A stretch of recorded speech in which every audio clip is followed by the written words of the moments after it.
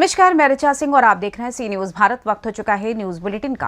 News bulletin में बात करेंगे आगरा की, जहां New Saint Stephen public school में मनाया गया 22वां वार्षिकोत्सव। साथ ही चर्चा होगी चतरा की, जहां एसपी राकेश रंजन ने वयोवृद्ध मतदाताओं को किया सम्मानित। और एटा के अवागढ़ नगर में बेखौफ लुटेरों ने लूट की घटना को दिया अंजाम। और भी तमाम खबरों पर आइए करते हैं विस्तार से चर्चा। जनपद आगरा के आवलखेड़ा स्थित new Saint Stephen public school Faujigarhi में 22वां वार्षिकोत्सव बड़े ही धूमधाम के साथ मनाया गया। विद्यालय के बाल कलाकारों की प्रस्तुतियां देखते ही बनती थी।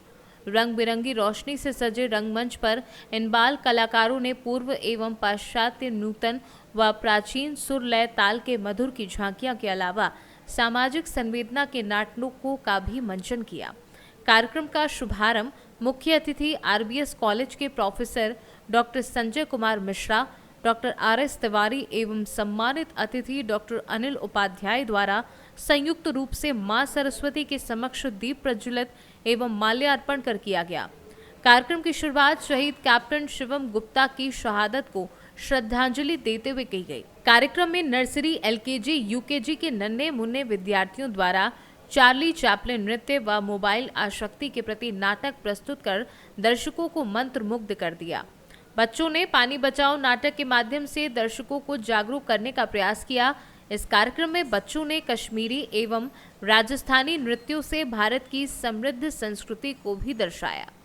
आपके विद्यालय में एक फंक्शन हो रहा है, किस संबंध में किया जा रहा है? ये जो फंक्शन है विद्यालय यूनिट फर्स्ट तालीमी घर का 22 यानी 22वां वार्षिकोत्सव है। और इस उत्सव के माध्यम से बच्चों के अंदर छिपी हुई जो प्रतिभाएं होती है, सिंगिंग है, डांस है, देश के प्रति, प्रदेश के प्रति, समाज के प्रति, परिवार के प्रति उनकी क्या चीज़ होनी चाहिए, उनके क्या कर्तव्य होने चाहिए, उन्हें किस तरह से अपने जीवन को निर्वाह करना है, किस तरह देश की और प्रदेश की और अपने समाज की सेवा करनी है, ये सारी चीज़ें प्लस उनके अंदर छिपी हुई प्रतिभाएं, डांसिंग है, सिंगिंग है और किसी तरह की कंपटीशन है, उनको उजागर करने का एक माध्यम है एनुअल फंक्शन, जो 22वां एनुअल फंक्शन है। और हमेशा हम हर साल की बात ही इस साल भी मना रहे हैं। 3 साल जो बीच में कोरोना काल रहा, उस पीरियड में उसका गैप हो गया था। एजुकेशन के संबंध में जैसा कभी आपको बताया गया, हम लोग नई प्रयोग करते हैं और उन प्रयोगों में बच्चों को अच्छी तरह से शिक्षा का कोई माध्यम, जैसे स्मार्ट क्लास है, इंग्लिश स्पीकिंग है, उसके लिए लैब है, सारी lab, computer lab, commerce lab, science lab, maths lab, सारी लैब हम लोगों की संचालित है। अच्छा स्टाफ, ट्रेंड स्टाफ, बीएड सारा स्टाफ हम लोग रखते हैं। कोशिश करते हैं कि हमारे गार्जियंस को, हमारे बच्चों को, सबसे पहला हित बच्चों का, दूसरा हित गार्जियंस का, तीसरा हित मैनेजमेंट का, इस तरह से हम लोग अपना कार्यशैली को अपनाते हैं और भविष्य में इसी कार्यशैली को लेकर आगे बढ़ेंगे। क्या परिचय सर आपका? मैं Amardeep Singh Verma, manager new Saint Stephen public school unit 3 Awalkheda Agra. आज आपके विद्यालय में क्या कार्यक्रम किया गया है? आज हमारे विद्यालय में 22वां एनुअल फंक्शन सेलिब्रेट किया गया है, जिसमें हम लोगों ने दर्शाया है कि हम पहले कहाँ थे, हमारा भारतवर्ष, और अब कहाँ है, किस स्थिति में आ गए। पहले पौराणिक स्थिति से और हम अब आधुनिकता की तरफ बढ़े हैं, तो उसमें हमारे कल्चर में, हमारी चीज़ों में, हमारे व्यवस्थाओं में क्या क्या परिवर्तन आया है और इसके कुछ फ़ायदे भी हैं और नुकसान भी है। वो सारी चीज़ें हम लोगों ने अपने जो प्रोग्राम है उसके माध्यम से दर्शाई हैं, और जो अच्छी चीज़ें हैं उसको अपनाने की बच्चों को सलाह दी गई है, और जो ख़राब चीज़ें हैं जैसे मोबाइल फोन वगैरह है, उससे हम कैसे बच सकते हैं, उसके दुष्प्रभाव से, उसके अच्छे प्रभावों को अपनी ज़िंदगी में ला के और दुष्प्रभावों से हम उनसे कैसे बच सकते हैं, उन सब चीज़ों की थीम पे हम लोगों ने ये प्रोग्राम तैयार किया है और बच्चों को एक मैसेज दिया है। मेरा नाम कुलदीप सिंह वर्मा है। आपके विद्यालय में आज क्या है? सर, मैं New Saint Stephen public school को मैं रिप्रेजेंट करता हूं, और आज हम लोग अपना वार्षिक उत्सव मना रहे थे, जो जूनियर लेवल का, प्राइमरी लेवल का वार्षिक उत्सव है, जिसकी कंटिन्यूटी में कल हम लोगों के यहाँ सीनियर लेवल का भी वार्षिक उत्सव होगा। इसमें विभिन्न बच्चों ने, छोटे बच्चों ने बड़ी रंगारंग प्रस्तुतियाँ अभी तक दी हैं और आगे भी देते रहेंगे, जो हम उनको सिखाने की कोशिश कर रहे हैं, उनका ऑलराउंड डेवलपमेंट करने की कोशिश कर रहे हैं, जिससे आगे चल के हमारा, आप गार्जियंस का और इस पूरे देश का वो नाम रोशन कर सकते हैं। इस बार विद्यालय में कौन से अवार्ड का मनाया जाएगा? ये हम लोगों का 22nd एनुअल डे है इस बार का, लेकिन इस बार काफ़ी पेंडेमिक के बाद में लास्ट हम लोगों का था 2019 में, इस बार पेंडेमिक की वजह से 2 साल हम लोगों का डिले रहा। इस बार हम फिर से नई ऊर्जा और नई उमंग के साथ यहाँ आप लोगों के सामने उपस्थित हुए हैं। क्या एक संदेश देना चाहोगे? सर संदेश तो वही है, जो आजकल चारों तरफ नफरतों की बिहार जो चल रही है, जो हवा चल रही है, उसको हम दूर करें। प्लस जो यंग जनरेशन है जो टीवी और मोबाइल के प्रति इतनी ज़्यादा उसमें ढलती जा रही है, उनको हम सुधारें, उनको अपने भविष्य के बारे में सोचें, जिससे उनकी शारीरिक और मानसिक वृद्धि भी हो सके। विद्यालय संबंधित क्षेत्रवासियों के लिए क्या एक खास संदेश दोगे? सर हम लोग तो विद्यालय के माध्यम से इन क्षेत्रवासियों की सेवा करने के लिए यहाँ उपस्थित हैं। हम कोशिश करते हैं कि जो अपनी तरफ से अच्छा हर नया टेक्निक लेके आएँ और उसको जो विश्व में चल रही है उन टेक्निकों के माध्यम से आपके बच्चों को उत्तम से उत्तम शिक्षा देने की कोशिश करें। आगरा से सी न्यूज़ संवाददाता विष्णु बघेल की रिपोर्ट। चतरा एसपी राकेश रंजन ने शुक्रवार को शहर के विभिन्न मोहल्लों में पहुंचकर वयोवृद्ध मतदाताओं को सम्मानित किया। मतदाताओं से मुलाकात कर स्वास्थ्य की जानकारी ली। सबसे पहले बाजार टांड स्थित कुम्हार टोली में एक 87 वर्षीय फोगनी देवी को गुलाब का फूल देकर व शॉल उड़ाकर सम्मानित किया। इसके बाद अंसार नगर के हाजरा खातून व जतराही बाग में 2 वृद्ध महिलाओं को सम्मानित किया, साथ ही मिठाई व फल दिया। इस दौरान लोगों को मतदान के प्रति जागरूक किया, साथ ही आगामी चुनावों में मतदान करने की अपील की। इस मौके पर एसपी ने कहा कि 80 वर्ष से अधिक आयु के मतदाताओं को मतदान के प्रति जागरूकता लाने के उद्देश्य से सम्मानित किया जा रहा है, साथ ही मतदान के प्रति जागरूक किया जा रहा है। हमारा प्रयास है कि 80 वर्ष से अधिक आयु के मतदाता जब मतदान करेंगे तो उन्हें देखकर युवा पीढ़ी को प्रेरणा मिलेगी और अधिक से अधिक संख्या में मतदाता मतदान करेंगे। मौके पर एसडीपीओ अविनाश कुमार, सदर थाना प्रभारी मनोहर करमाली के अलावा ASI Nirmal Singh, sergeant major विकास कुमार समेत कई लोग शामिल थे। ये झारखंड पुलिस के द्वारा एक विशेष पहल की जा रही है और चतरा पुलिस भी इसी क्रम में हम लोगों ने जितने भी 80 वर्ष से ऊपर के जो वृद्ध मतदाता हैं हम लोग उनके पास जा रहे हैं और उन्हें मतदान करने हेतु जागरूक कर रहे हैं। हमारा प्रयास है कि चूँकि यदि 80 वर्ष से ऊपर के मतदाता मतदान करेंगे तो उन्हें देखते हुए जो युवा पीढ़ी है वो भी प्रेरणा लेगी और अधिक से अधिक संख्या में मतदान होगा, यही हमारा प्रयास है। चतरा से सी न्यूज़ संवाददाता लकी की रिपोर्ट। महिला के गले से सोने की चेन लूटकर बाइक सवार लुटेरे हुए फरार। मौके पर जानकारी लगते ही बड़ी संख्या में जुटी सैकड़ों लोगों की भीड़। थानाध्यक्ष जेपी मौर्य पुलिस बल के साथ मौके पर पहुंचे। नगर अध्यक्ष व्यापार मंडल रविंद्र कुमार वाशने के चचेरे भाई की पत्नी वाणी वाशने के साथ हुई लूट की घटना के बाद नगर अध्यक्ष व्यापार मंडल रविंद्र कुमार वाशने के द्वारा बयान दिया गया।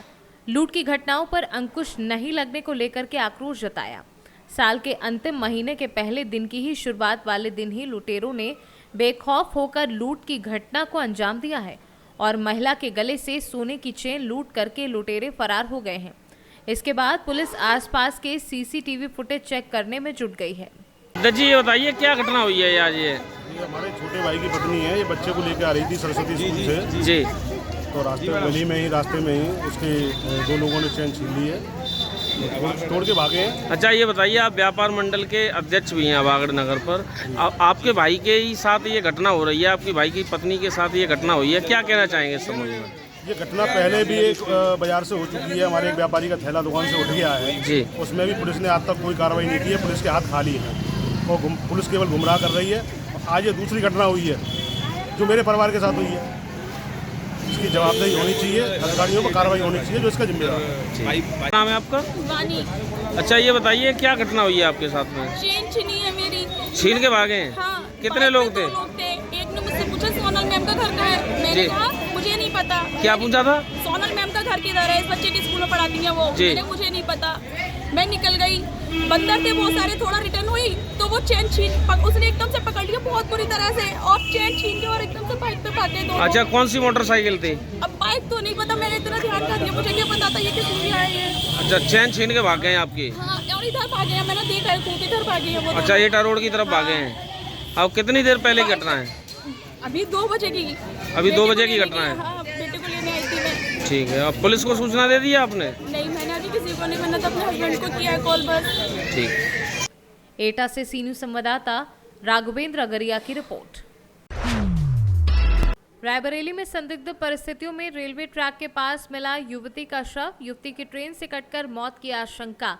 मौके पर पहुंची पुलिस ने शव को कब्जे में लेकर पोस्टमार्टम के लिए भेजा है और पुलिस जांच पड़ताल में जुटी है। घटना के बाद से परिवारजनों में हड़कंप मचा हुआ है और परिजनों का रो रो कर बुरा हाल है। घटना बछरावा क्षेत्र के पटेल नगर के पास की बताई जा रही है। रायबरेली से सीनू संवाददाता देवराज की रिपोर्ट। उज्जैन जिला के बड़नगर में सांप्रदायिक तौर पर संवेदनशील और अति संवेदनशील इलाके का दौरा देखते हुए रैपिड एक्शन फोर्स के कमांडो का आगमन हुआ। नगर के कई गणमान्य के लोग और पुलिस अधिकारी एसडीओपी महेंद्र सिंह परमार, थाना प्रभारी मनीष दुबे, नगर पालिका अध्यक्ष अभय टोंगिया और नगर के कई पत्रकारों से परिचय कर अपने अभियान के दौरान बड़नगर में फ्लैग मार्च निकाला गया। इलाके की जानकारी तथा सामाजिक कार्यकर्ता गणमान्य व्यक्तियों से मुलाकात की और इसी क्रम में आज बड़नगर में रैपिड एक्शन फोर्स का परिचय अभ्यास किया गया। इस प्लाटून का कार्यभार का नेतृत्व विनय कुमार पांडे, सहायक कमांडेंट तथा इनके अतिरिक्त साथ में निरीक्षक जीडी ध्रुव कुमार सिंह और अधीनस्थ अधिकारी एवं जवान रहे। Alpha 107 rapid action force Vinotiya Raisen Madhya Pradesh में जिनका मुख्यालय है, उज्जैन जिले के परिचय अभ्यास पर आई हुई है।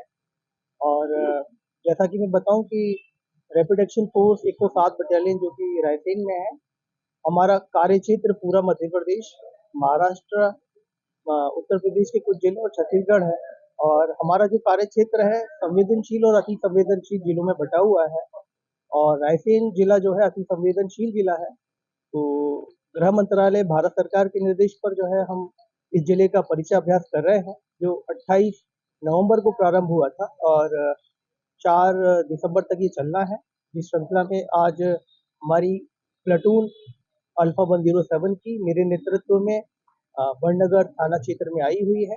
हमारा उद्देश्य जैसा कि हमारा कार्य है दंगा नियंत्रण और दंगा विरोधी कार्य करना, उस सिलसिले में जरूरी जानकारी बड़नगर थाना क्षेत्र में एकत्र करना हमारा उद्देश्य है, जिसमें जो है थाना क्षेत्र की जनसंख्या और इसमें जो है माइनॉरिटी पॉपुलेशन, बाकी पॉपुलेशन, बाकी इलाके, लोगों का व्यवसाय, लोग क्या कार्य करते हैं, किन किन कामों में लगे हुए हैं और जो जनसंख्या घनत्व क्षेत्र का कैसा है, क्षेत्र की रोड से कनेक्टिविटी कैसी है, मुख्यालय से दूरी कितनी है, क्या कोई रेलवे स्टेशन वगैरह है।